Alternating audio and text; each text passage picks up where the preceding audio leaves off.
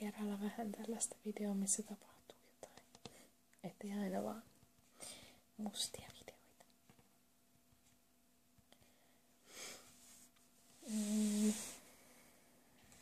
Pahoittelut muuten siitä, että taustalta mitä luultavammin kuuluu kellon tikitystä, mutta koittakaa olla huomioimatta sitä tai mun koiraa, joka tuossa saattaa pitää ties minkälaista ääntä.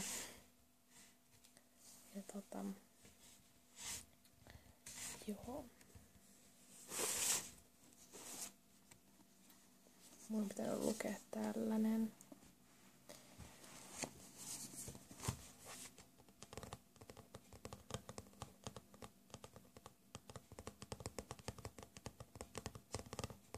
Mutta mulla ei ole ollut nyt vielä aikaa.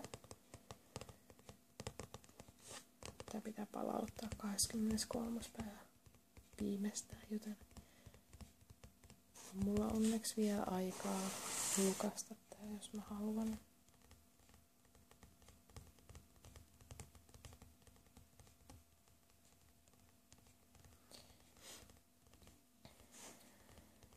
Ai niin, muuten viime videossa mä pohdin sitä, että saankohan mä jatkaa tuolla töissä, niin nyt varmistu, että saan.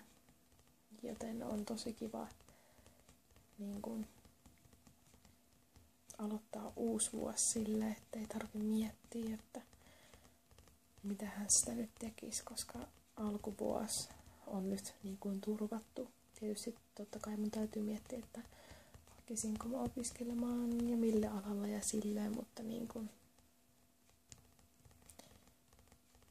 on töitä kevääseen asti.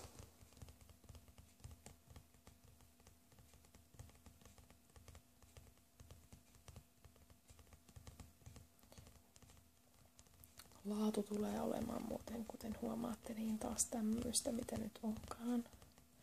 Mutta se johtuu siitä, että mun kamera ei ole tällä hetkellä kuvausvalmiuksissa. Mun täytyisi oikeastaan viedä se huoltoon. Sitten mä toivoin iskältä uutta jalustaa joululahjaksi. Niin aika varmasti sen saan ehkävä, koska en mä oikein mitään muuta tarvii. Ja se halusi tietää, että mitä mä toivoisin, niin mä sanoin, että uuden jalustan. Niin se kyllä helpottaisi paljon myös näiden videoiden tekoja. Tietysti kaikkea muutakin kuvaamista. Joo, mä oon kyllä aloittanut tämän kirjan, mutta mä oon hyvin alussa, missä mun merkki on. Tää. HIFK Ilves. Tiistaina 14.2.2012. 18.30 Helsingin jäähalli. HIFK voitti, muistan. En kyllä muista lukemia. Mutta joo. Mä oon sivulla 45. Mä lainasin tän niin kun joku pari viikkoa sitten. Ja mä aloitin tän viime perjantaina. Mutta ehkäpä mä pystyn nyt sitten jatkamaan tätä. Ja jouluksi mulla tulee kuitenkin 4 päivää vapaata.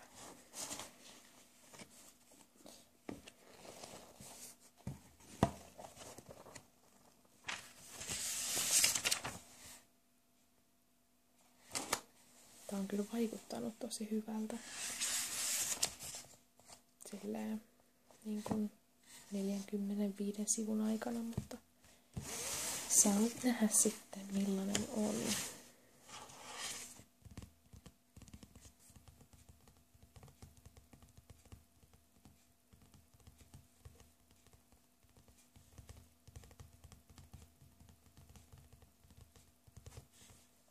Ennen mä muuten vihasin kellon tikitystä. Mut sitten se muuttui, koska mä tajusin, että mä pystyn hyödyntämään sen vihan. Ja mä käänsin sen niin että esimerkiksi jos mä en saa unta, niin mä saatan hytkyttää jalkaa silleen tän kellon tahdissa, silleen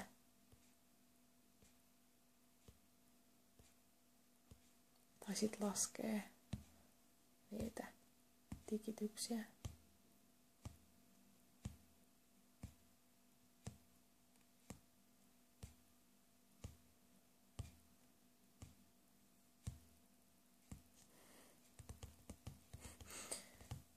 Olipa taas tärkeä tieto. Ai niin. Mä tilasin Sokoksen verkkokaupasta tällaisen. Tässä tuli silloin niin kuin ripsari mukana.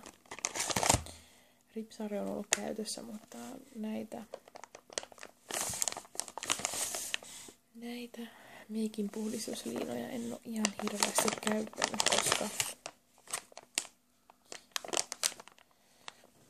koska nämä jotenkin ei sovi mun iholle.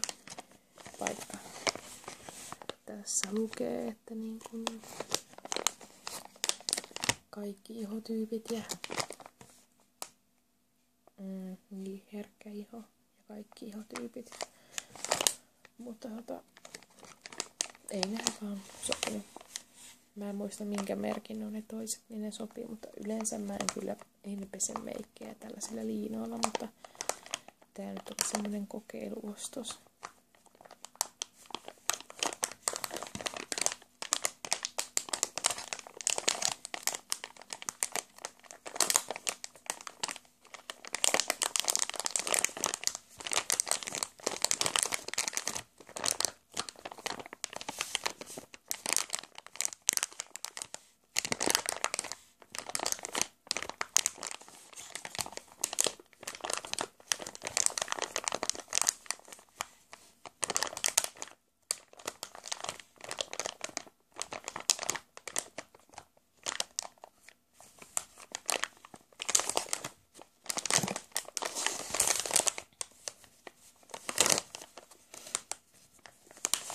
Ja kyllähän nämä niinku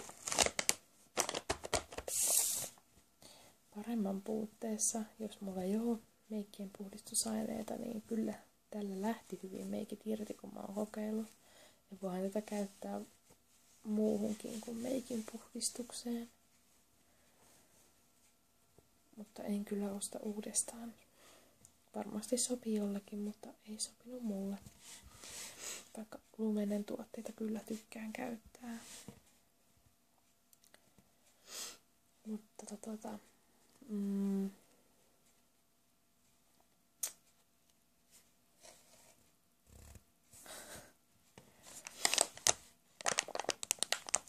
kertokaa ihmeessä, että mitä mieltä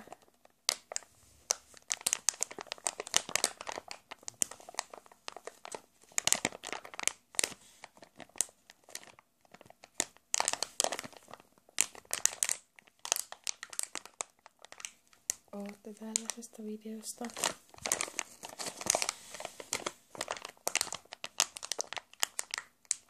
Niin mä tiedän, että voisin kyllä tehdä tällaisia lisää. Ja pidempinä pätkinä.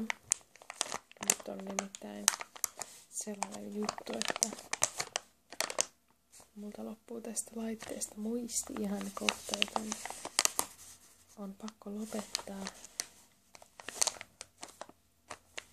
Mutta hyvää joulun odotusta edelleen ja hyvää alkanutta viikkoa.